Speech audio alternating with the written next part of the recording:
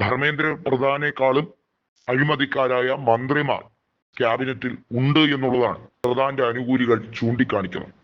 ഒഡീസ BJP-യിൽ പടപ്പുറപ്പാട് തുടങ്ങിയിരിക്കുകയാണ്. കേന്ദ്ര നേതൃത്വത്തോട് തുറന്നു പറയുന്നു, തങ്ങളുടെ നേതാവിനെ അപഹസിച്ചിറക്കിയത് ശരിയായ രീതിയല്ല.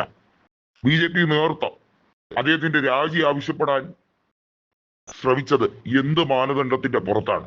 അഴിമതിക്കാരായ നിർമ്മല സീതാരാമനും നിതിൻ ഗഡ്കരിയും അടക്കമുള്ളവർ ഇരിക്കുമ്പോൾ ഡൽഹി സാഹചര്യങ്ങളെ ഒരു രീതിയിലും മോണിറ്റർ ചെയ്യാതെ അക്രമാസക്തമായി പോലീസിനെ കുത്തഴിച്ചു വിട്ട അമിത്ഷായെ കുറിച്ച് ഇവർക്ക് എന്താണ് പറയാനുള്ളത്? അതെ, ധർമ്മേന്ദ്ര പ്രധാൻ BJP വിടാനൊരുങ്ങുന്നു എന്നാണ് ഇപ്പോൾ ഒഡീസയിലെ പ്രാദേശിക ചാനലുകൾ റിപ്പോർട്ട് ചെയ്യുന്നത്. പ്രധാൻ അങ്ങനെ BJP വിടുമോ?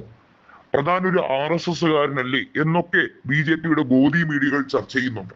അതായത് എങ്ങനെയും ധർമ്മേന്ദ്ര പ്രധാനെ BJP-യിൽ നിന്ന് വിടാതിരിക്കാൻ, അല്ലെങ്കിൽ BJP-ക്ക് നഷ്ടപ്പെടാതിരിക്കാൻ കിണഞ്ഞു പരിശ്രമിക്കുന്നത് BJP-ക്കാരല്ല, മറിച്ച് ഗോദി മീഡിയകളാണ്.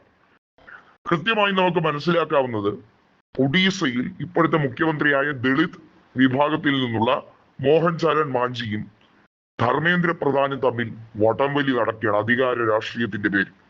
അതായത് BJP-യുടെ ഒഡീസയുടെ ചരട് മോഹൻ ചരൺ മാഞ്ചി പരിപൂർണമായി അദ്ദേഹത്തിന്റെ കൈവശമല്ല. എപ്പോ വേണമെങ്കിലും അദ്ദേഹം രാജിവെച്ച് മുഖ്യമന്ത്രി സ്ഥാനം ധർമ്മേന്ദ്ര പ്രധാൻ ഏറ്റെടുക്കാനുള്ള സാധ്യതകളും കാണുന്നുള്ളതായി പറയുന്നുണ്ട്. കാരണം 78-ൽ ഭൂരിപക്ഷം MLA-മാർ, ഏകദേശം 40ഓളം MLA-മാർ പ്രധാന്റെ അനുകൂലികളാണ്.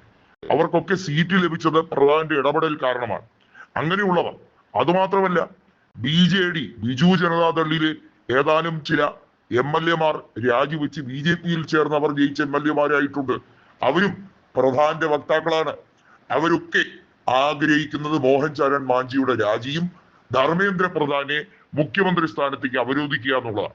കേവലം സംബൽപൂർ എന്ന ലോക്സഭയുടെ പ്രതിനിധിയായി വെറും ലോക്സഭയിലെ കുളിര് കൊള്ളാനല്ല തങ്ങൾ അദ്ദേഹത്തെ അയച്ചിരിക്കുന്നത്, കേന്ദ്രമന്ത്രി സ്ഥാനം നിലനിർത്താൻ തന്നെയാണ്. അല്ലെങ്കിൽ ഞങ്ങളെ നയിക്കട്ടെ, ഞങ്ങളുടെ മുഖ്യമന്ത്രിയാകട്ടെ, ഒഡീസയുടെ മുഖ്യമന്ത്രിയാകട്ടെ എന്നാണ് ഒഡീസയിലെ BJP ഘടകം ഏറ്റവും ശക്തമായി തന്നെ കേന്ദ്ര നേതൃത്വത്തോട് ആവശ്യപ്പെടുന്നത്.